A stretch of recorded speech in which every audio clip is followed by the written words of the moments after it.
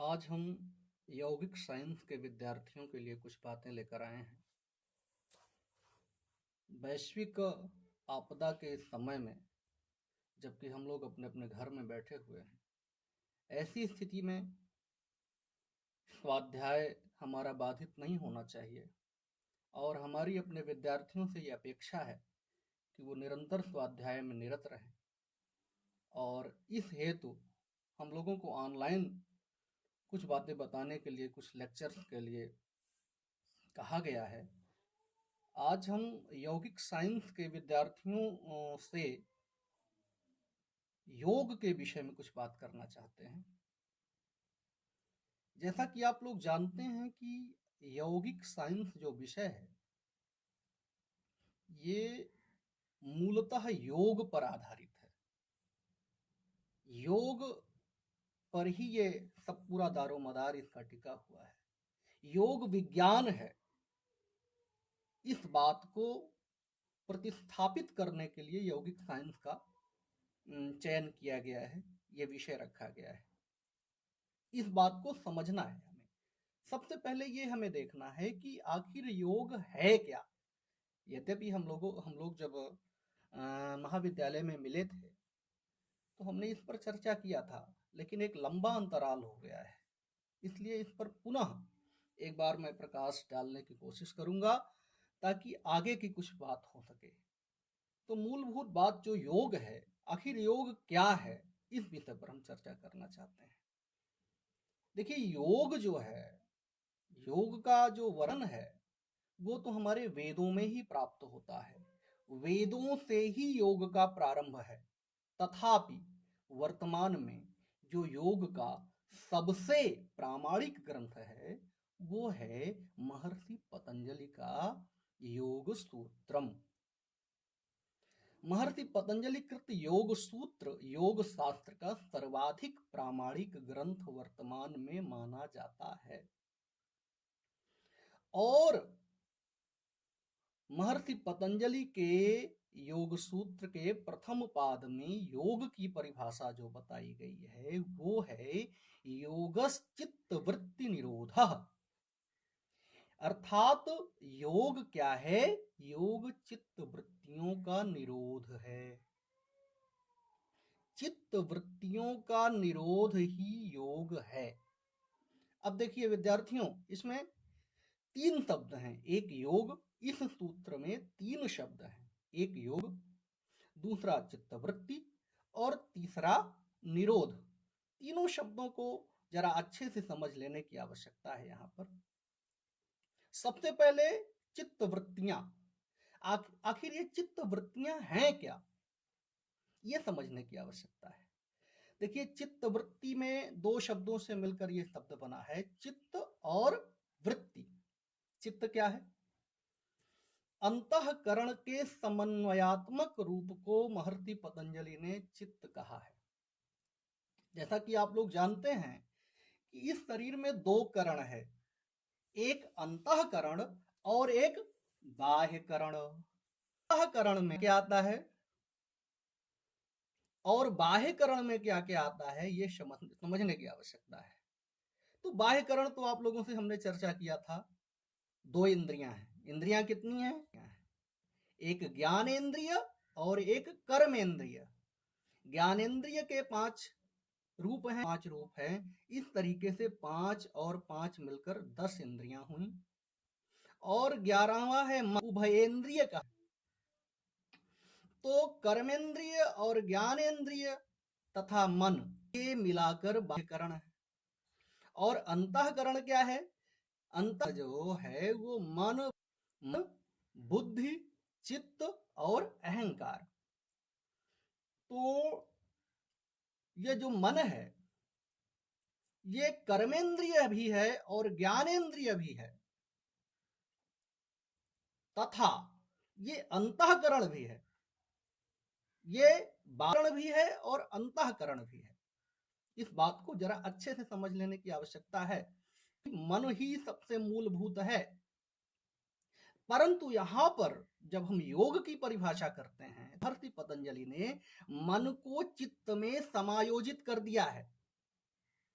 मन को और अहंकार को तथा चित्त को, ये चारों मिला के चित्त बना दिया है। अर्थात को एक में करने के पश्चात जब हम देखते हैं तो वो चित्त होता है। मन क्या है? संकल्प। बुद्धि क्या है? निश्चयात्मिका शक्ति है। मस्तिष्क की निश्चयात्मिका शक्ति है। अंतःकरण की निश्चयात्मिका शक्ति को बुद्धि कहते हैं। संकल्प विकल्पात्मिका शक्ति को क्या कहते हैं? मन कहते हैं। तथा अहंकार किसको कहते हैं? अहम इति, स्वयं के अहंकार कहते हैं। तो इन सारी शक्तियों को जब मिला देते हैं अंदर चित्त बनता है। स्मरण करने की शक्ति को चित्त कहते हैं। परंतु मन बुद्धि चित्त अहंकार जब चारों एक हैं तो महर्षि पतंजलि उसको चित्त की संज्ञा देते हैं। तो ये जो चित्त है इसकी वृत्तियां ही। अब आप समझिए कि वृत्ति क्या है। देखिए, हमारा चित्त जिस जिस स्थितियों में रहता है अर्थात परिणत होता, उन स्थितियों को ही चित्त की वृत्तियां कहा जाता है। अर्थात यह चित्त जिस रीति या विधा से हमारा जो अस्तित्व है अंदर का, जिस विधा अथवा जिस रीति से रहता है, उस विधा या उस रीति को हो चित्त की वृत्ति कहा जाता है। संस्कृत में इसकी जो परिभाषा है वो है वर्तते अनया इति वृत्ति। रहा जाए, जिन स्थितियों में रहा जाए, जिन चिंतन में परिनिष्ठित हुआ जाए, जो सोचा जा रहा है, जो समझा जा रहा है, वो हमारी वृत्ति है। तो क्या हुआ? इन वृत्तियों का निरोध ही योग है। वृत्तियां, जाहिर बात है कि वृत्तियां अनंत प्रकार की होती हैं। आपका चित्त, हमारा चित्त, आपका मन, हमारा सेकंड के लिए भी स्थिर नहीं होता है। विभिन्न वस्तुओं में, विभिन्न व्यक्ति स्थानों में, विचारों में, परंपराओं में घुमड़ता रहता है। लगातार किसी न किसी चीज का चिंतन स्मरण करता रहता है और जिन चीजों में वो रमण करता है वो ही वृत्ति। महर्षि पतंजलि कहते हैं इन वृत्तियों का निरोध ही योग है। अर्थात इन वृत्तियों का रुक जाना योग है। वृत्तियां रुकेंगी कैसे? ये साधना के द्वारा रुकेंगे। योग के साधना के द्वारा वृत्तियां रुकेंगी, इनका निरोध होगा। और जब वृत्तियां तो बचेगा वो हमारी अंतरात्मा है, जो हमारी चिदानंद स्वरूप है। और सच्चानंद स्वरूप अंतरात्मा इन वृत्तियों में जाती है तो वो जीवात्मा बन जाती है।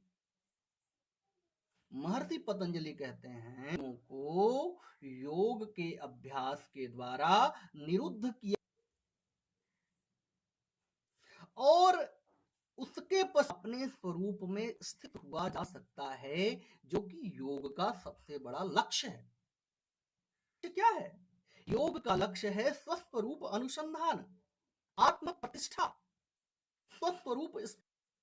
योग का लक्ष्य केवल शारीरिक स्वास्थ्य ही प्राप्त करना नहीं है, अपितु पर साक्षात्कार करना योग का लक्ष्य है। तो महर्षि पतंजलि प्रथम सूत्र में जो कह रहे हैं उसका आशय ये कि समस्त वृत्तियों के निरुद्ध होने के पश्चात जब चित्त जिस स्थिति में रहता है वही हमारा मूल स्वरूप है। अच्छा, वृत्तियां जो होती हैं वो चूंकि अनंत प्रकार की होती हैं, परंतु उन्हें तीन रूपों में हम विभाजित करते हैं। प्रथम सात्विक वृत्तियां, द्वितीय तृतीय तामसी वृत्तियां, रजस और तमस, ये तीन गुण होते हैं। और इन्हीं तीनों गुणों के अनुसार तीन वृत्तियां होती हैं मनुष्य के अंदर, या कहिए समस्त प्राणी मात्र के अंदर ये तीन वृत्तियां होती हैं। सत्व अर्थात सात्विक वृत्तियां, जब हमारे अंदर प्रेम की भावना आए, किसी के प्रति अनुराग, अनुराग का मतलब निष्काम भाव से जो प्रेम आता है वो प्रेम, अथवा विश्व बंधुत्व की भावना आ रही है, किसी की मदद करने की भावना आ रही है, ये सारी वृत्तियां क्या हैं? ये सात्विक वृत्तियां हैं। भगवान की भक्ति उमड़ रही है हमारे अंदर, देश सेवा के जज्बात आ रहे हैं हमारे अंदर। ये क्या है? ये सात्विक वृत्तियां हैं। राजसी वृत्तियां क्या है? जब हमारे अंदर कर्म करने की प्रेरणा जगे, जब हम कुछ करना चाहें, जब कोई व्यवसाय करना चाहें, जब कोई उद्योग करना चाहें, तो क्या है? वो राजसी वृत्तियां हैं। और तामसी वृत्तियां क्या है? जब नींद आए, आलस्य आए, तंद्रा आए, अच्छा अच्छा खाने का मन हो रहा है, वो क्या है? वो तामसी वृत्तियां हैं। तेल मसाला, मिर्च मसाला, खटाई, ये सारी चीजें जब खाने का मन हो, सोने का मन हो, आलस्य आए, तो ये क्या है? ये तामसी वृत्तियां हैं। इन तीनों प्रकार की वृत्तियों से ऊपर जो है, का जो साक्षी है, वो हमारा चित्त है। और इन वृत्तियों से जो अतीत है, वो अंतरात्मा है। जब ये समस्त वृत्तियां योग के पश्चात, योग साधना से इन वृत्तियों को जब हम निरुद्ध कर लेते हैं, तो जो अवशेष बचता है वही हमारा मूलभूत स्वरूप है। तो जो योग का लक्ष्य है वो आत्म साक्षात्कार है। महर्षि पतंजलि योग सूत्र के अपने इस समाधि पाद के इस सूत्र में योग की जो परिभाषा बता रहे हैं, वो समस्त वृत्तियों से अतीत होकर समस्त वृत्तियों को निरुद्ध जो कर दे, वही योग है। योग शास्त्र का लक्ष्य क्या है? आत्म प्रतिष्ठा, अर्थात सच्चिदानंद स्वरूप आत्मा के अनुसंधान की जो प्रक्रिया है, वो योग शास्त्र के लक्ष्य के अंतर्गत आती है।